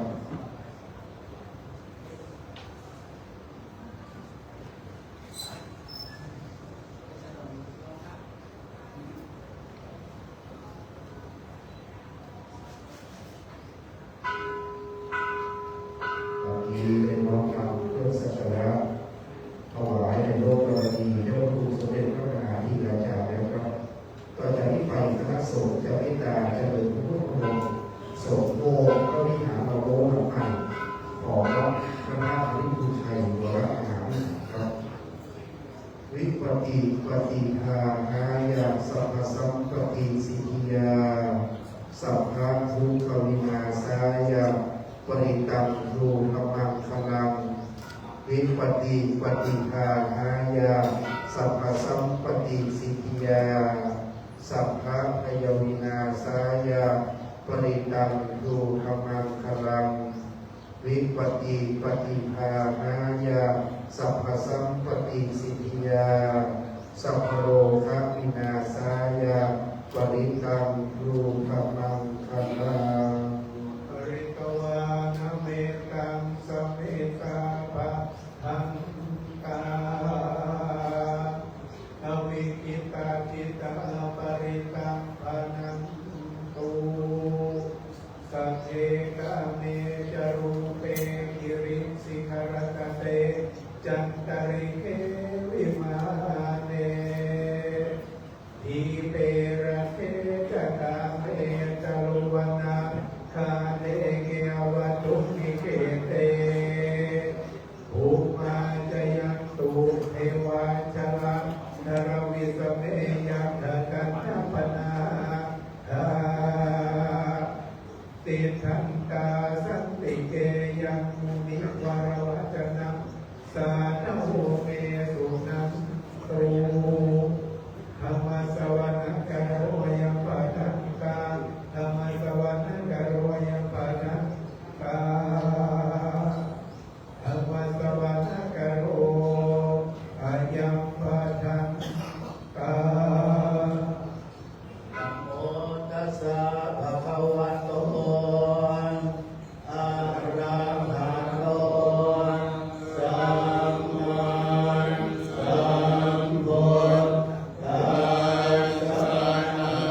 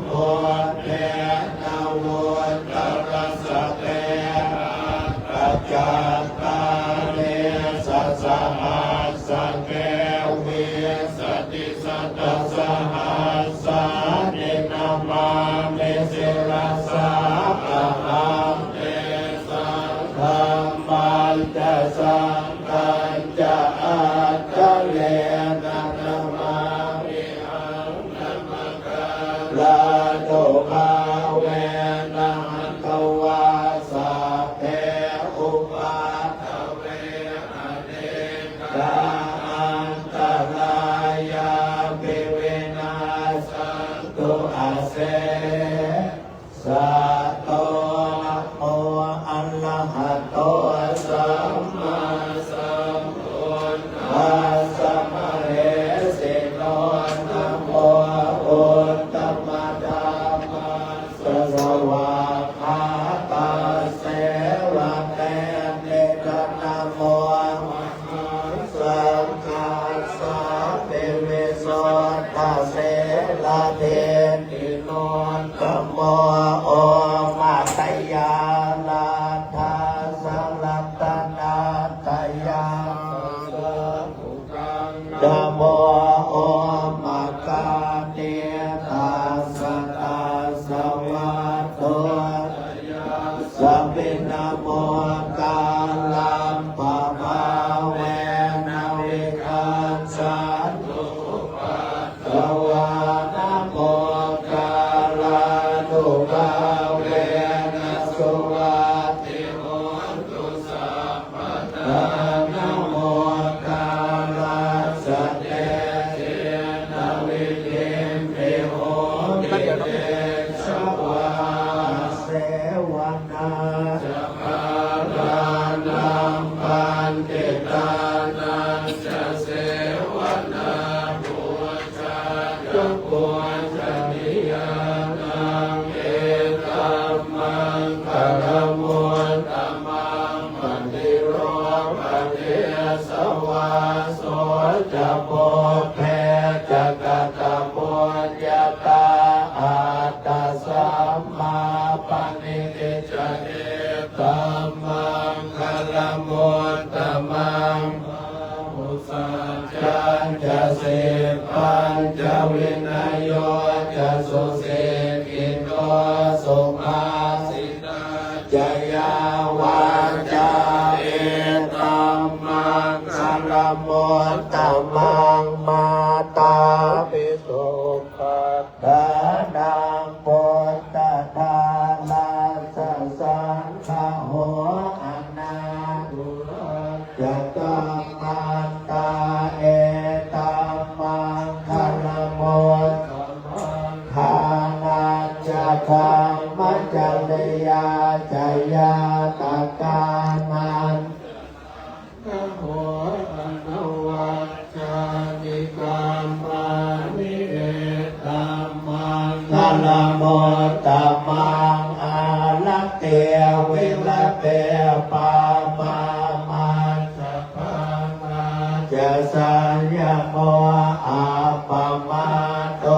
จะธัมเมสุเอตัมมังคารมุตตมังคารวะจะเนวาโตจะสันตุทิจะกตาโยตากาเลนะธัมมาสวนาเมตัมมังค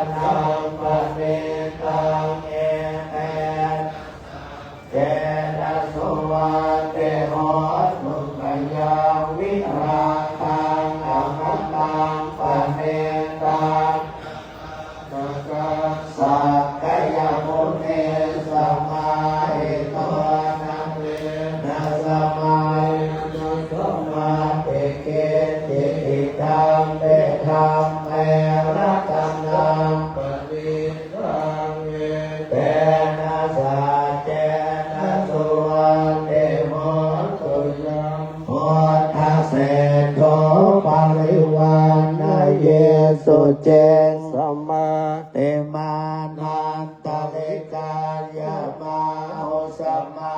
ภิมาเตนะสมโมนาเว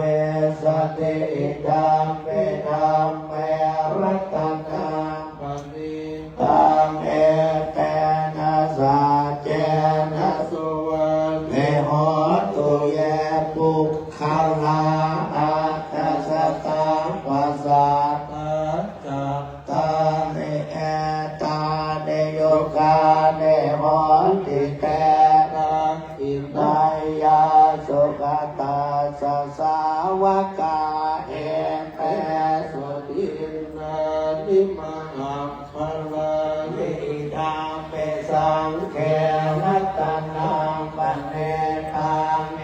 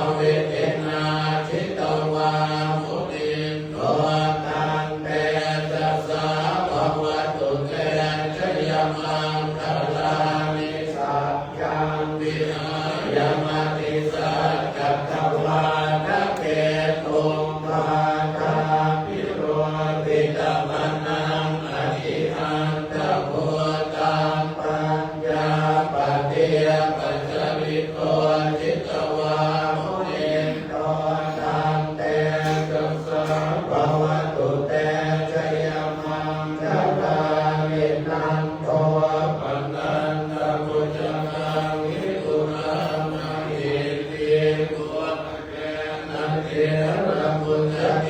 ณฑ์ธรรมาปยันโตเอโตปะเทสเวทินา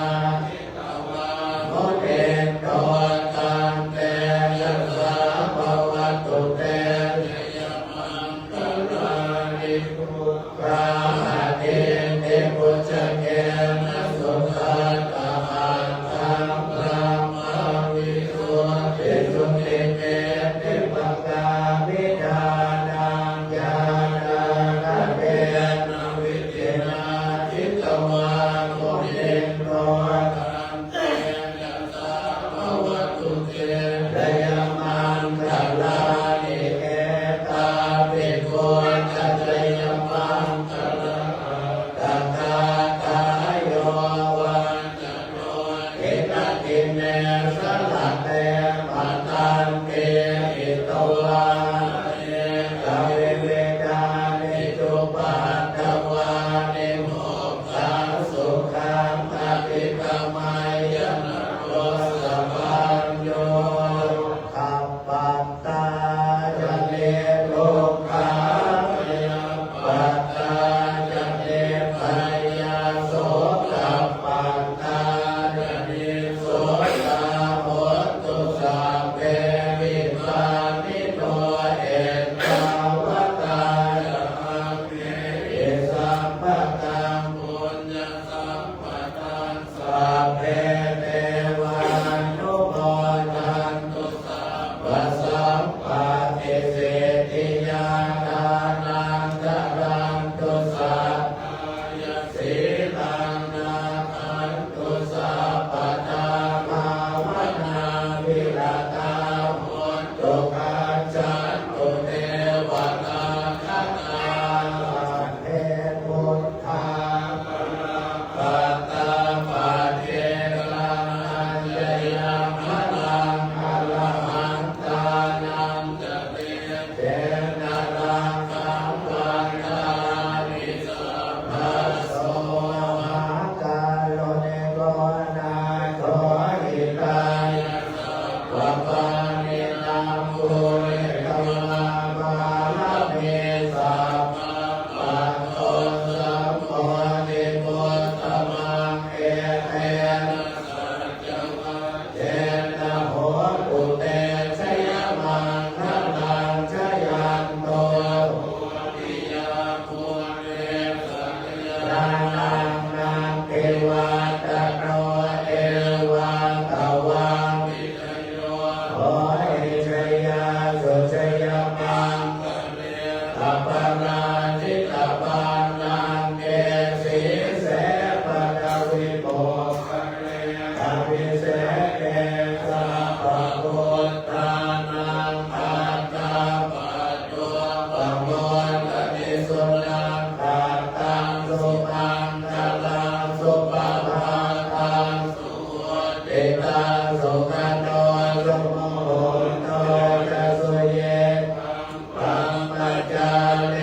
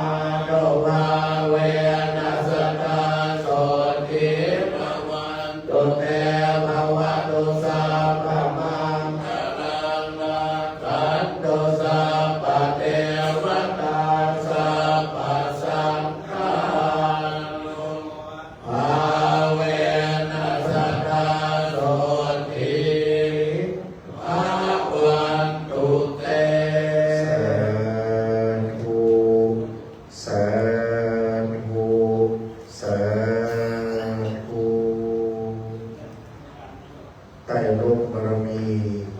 เจ้าพระคุณสมเด็จพระมหาธีราจารย์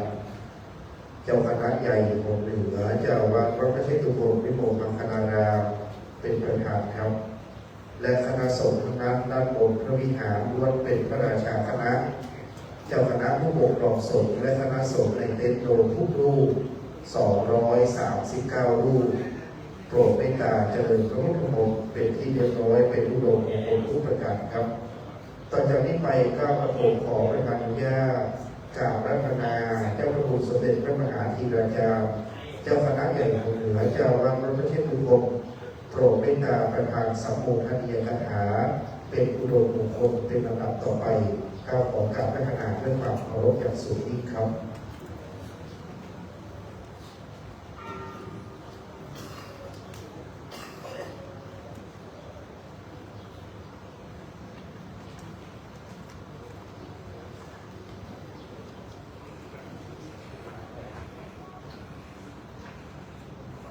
ครับผม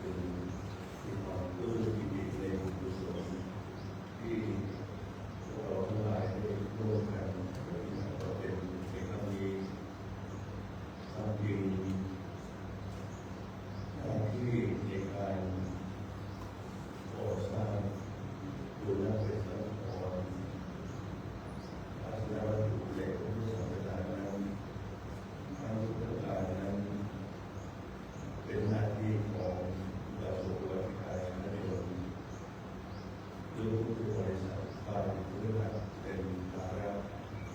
ที่มีกำลังในขั้นวันส่วนใหญ่ก็จะเป็นพระราชามาโบราณพระบุตรทั้งหลายได้ทำการในการบริการในการระบุนี้เป็นสำคัญแต่ว่าการงานที่ผ่านมาตัวเราเป็น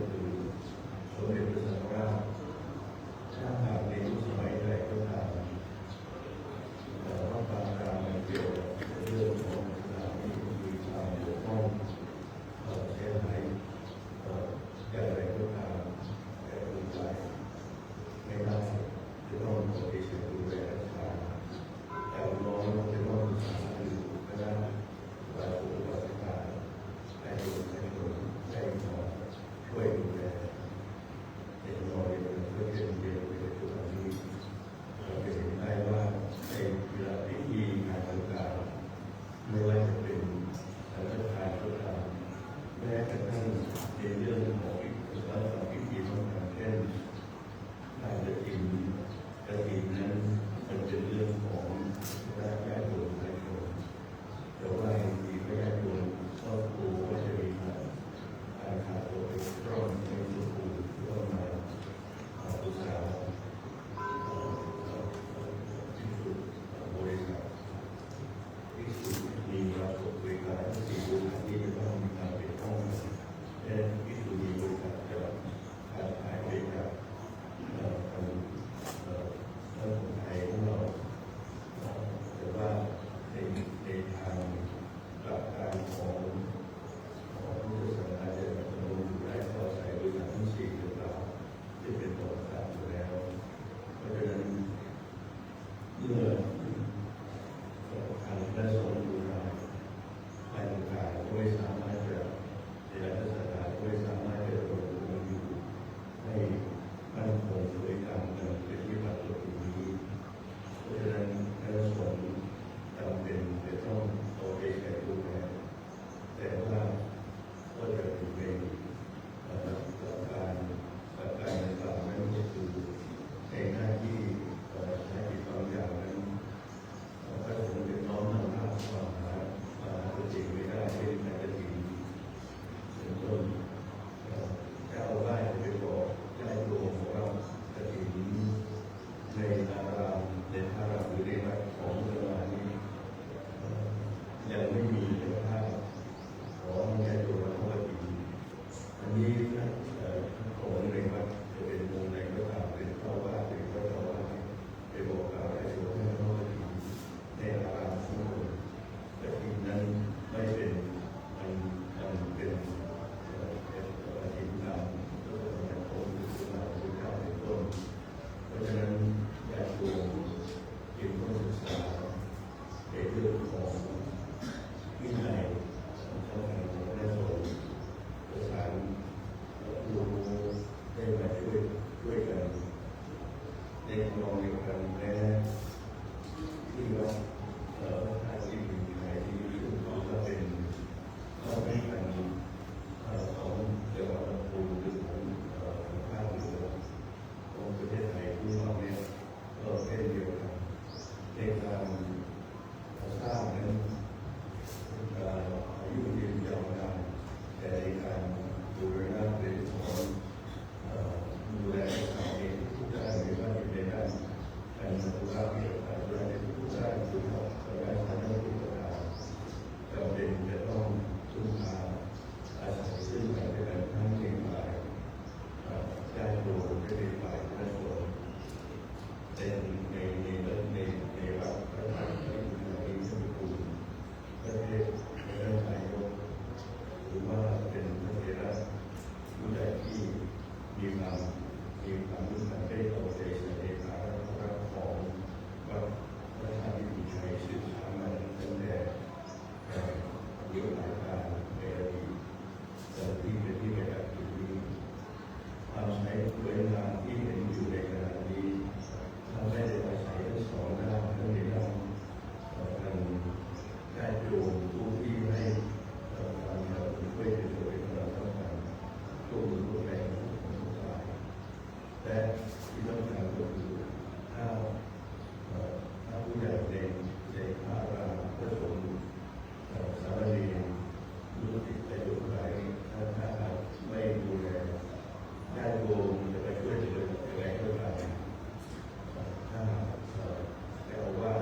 ถ้าเดี๋ยวผู้ใหญ่หรือพระสงฆ์ที่ถูกสุขภาพในอาราม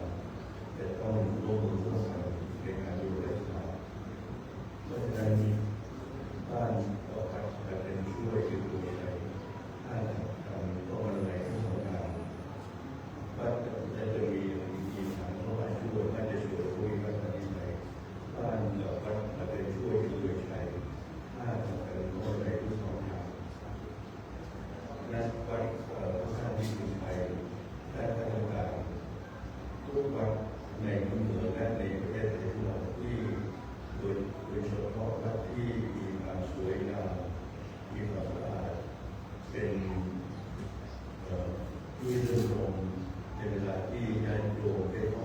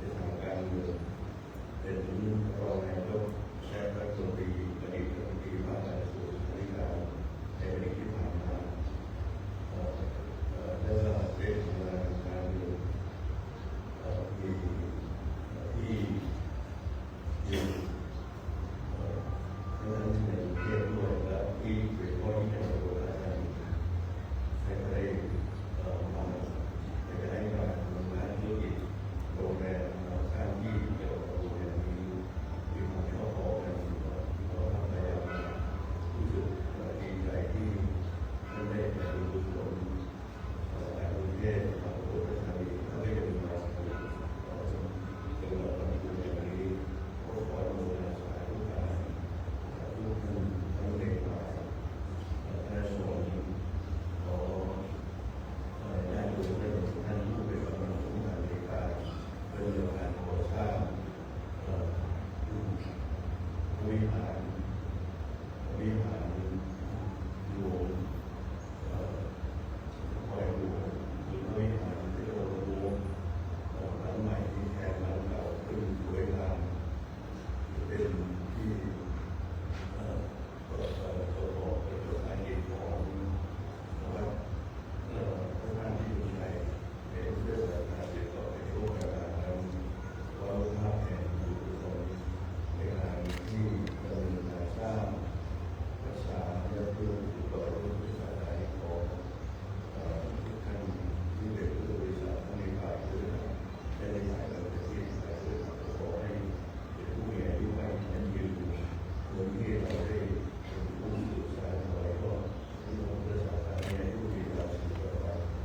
ขอให้ทุกท่านเจริญด้วยสุขสุขและร่างกายสุขภาพด้วยสุขภาพอธิษฐานพวกใครใช้แต่อายุยืนยาวสืบต่อไปโลกกาลและขอถึงเวลาในเวลาทุกๆมีคุณครับเจ้าท่านนายกเจ้าให้คุณรับคุณนะเวลาที่ได้รับการเลือกตั้งมาเราเป็นผู้สมัครในสี่บุคคลนี้ผู้ในบริเวณวัดพระธาตุในแห่งนี้ยิ่งทำเรื่องที่เหลือมากต่อในบุญในพระธรรมวินัยของพระพุทธเจ้าที่ยิ่งขึ้นต่อการเกิด สาธุนะโมตัสสะภะคะวะโตอะระหะโตสัมมาสัมพุทธัสสะนะโมตัสสะภะคะวะโตอะระหะโตสัมมาสัมพุทธัสสะนะโมตัสสะภะคะวะโตอะระหะโตสัมมาสัมพุทธัสสะอิมานิมะยังพันเตภัตตานิสัพปริวารานิภิกขุสังฆัสสะโอโนชยามะสาธุโนพันเตภิกขุสังโฆอิมานิภัตตานิสัพปริวารานิปฏิคันหาตุอัมหากังอิครตังอิกายะสุขายะข้าแต่พระสงฆ์ผู้เจริญข้าพระเจ้าทั้งหลายขอน้อมถวายภัตตาหารกับทั้งของบริวารทั้งหลายเหล่านี้แด่พระสงฆ์ขอพระสงฆ์จงรับภัตตาหารกับทั้งบริวารทั้งหลายเหล่านี้ของข้าพเจ้าทั้งหลายเพื่อประโยชน์เพื่อความสุขแก่ข้าพเจ้าทั้งหลายตลอดกาลนานเทอญ สาธุ ต่อไปจะน้อมนำถวายกับพระพุทธตามธรรมเนียมล้านนาครับเชิญอาจารย์พงเทพมนัสโตวิยาวัจกรวัดพระธาตุอริบุญชัยวรมหาวิหารในนามสาธุชนวัดพระธาตุศรัทธาวัดพระธาตุผู้หลังคาเรือนมีอาจารย์พงเทพมนัสโตวิยาวัจกรเป็นต้นน้อมนำถวายเป็นพุทธบูชาครับจากนั้นจะถวายเครื่องพยธรรมในโลกกรณีเจ้าพระคุณสมเด็จพระมหาธีราจารย์นิมนต์พระเดชพระคุณหลวงพ่อท่านเจ้าคุณพระเทพรัตนนายกเจ้าคณะจังหวัดลำพูนเจ้าวาดวัดพระธาตุอริบุญชัยวรมหาวิหารประธานเจ้าภาพเจ้ามหาสมณศรัทธาได้น้อมนำถวายเครื่องพยธรรมอันประณีตถวายต่อเจ้าพระคุณสมเด็จพระมหาธีราจารย์ครับหลวงพ่อเจ้าคณะจังหวัดและเป็นเจ้าภาพเป็นประธานการจัดงานร่วมกับคณะสงฆ์สาธุชนทุกบริษัทจังหวัดลำพูนได้ร่วมกันน้อมนำถวายนะครับต่อจากนี้ไปด้านบนพระวิหารอโวแห่งนี้นะครับจะเชิญผู้มีเกียรติผู้ทรงเกียรติ จะได้เข้าถวายที่อาสมพระสงฆ์พระมหาเถระพระราชาคณะนักบประมาณ24ท่านครับเดี๋ยวเจ้าหน้าที่เมื่อหลังจากที่หลวงพ่อได้พระราชกวาดถวายและได้พระครูสมเด็จแล้วจะนำเรียนให้กับข้าราชการผู้ใหญ่เจ้าภาพเข้าน้อมนำถวายเครื่องพยาธรรมตามเรียนให้เจ้าภาพทราบว่าถวายรูปใดนะครับจะได้ทราบในการถวายตามลำดับรูปที่หนึ่งครับเรียนเชิญท่านสุวิทย์รังสีพงศ์อาภีท่านนายกรัฐมนตรีอดีตท่านรองนายกรัฐมนตรีอดีตรัฐมนตรีว่าการกระทรวงศึกษาธิการได้น้อมนำถวายรูปที่หนึ่งครับท่านสุขวิทย์น้อมนำแล้วนะครับต่อจากนั้นเรียนเชิญท่านกองกิจวิทยาวิโรจน์อดีตรองอธิบดีกรมศิลปากรครับท่านพันเอกพุทธพงศ์กนันทกสุวรรณรองผู้บริการกรมน.ท่านโดนภาพเล่นใส่ท่านนายอำเภอเมืองลำพูนท่านนายแพทย์ศักดิ์สิทธิ์ต่อแก้วท่านสาธารณสุขจังหวัดท่านผู้บริการของแก้วพุทธโนผู้บริการสำนักงานพระพุทธศาสนาจังหวัดลำพูนครอบครัวท่านดร.ชัยนรงค์ณลำพูนเชิญท่านนั่งลงพระวิหารเลยครับ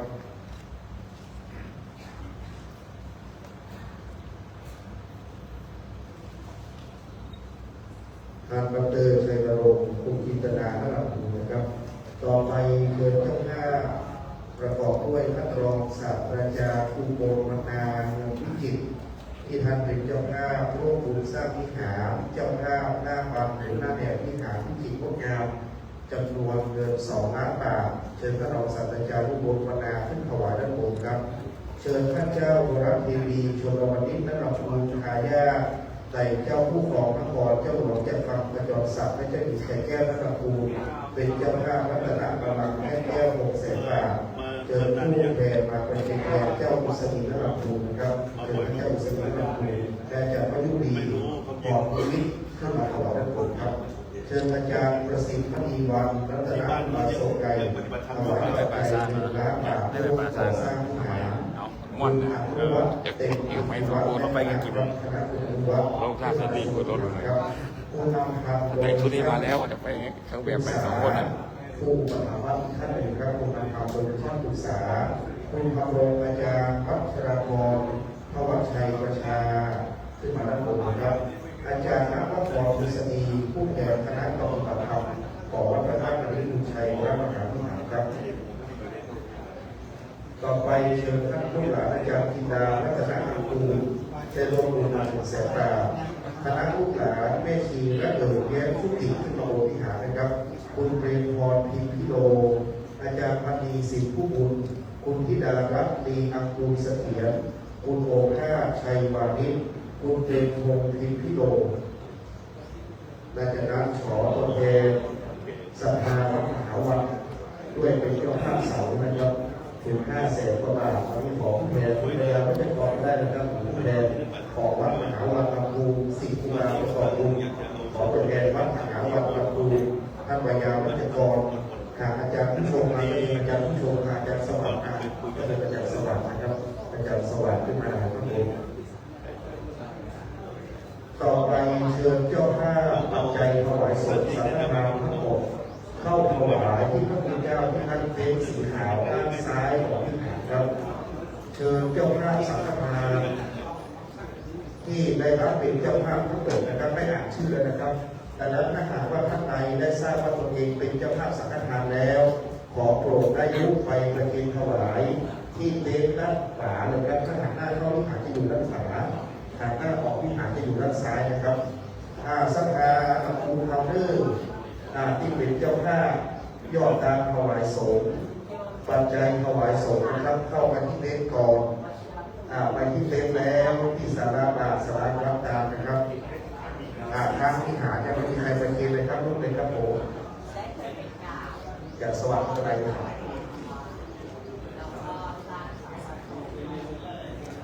สถานลูกเลยที่เป็นเจ้าภาพยอดตาม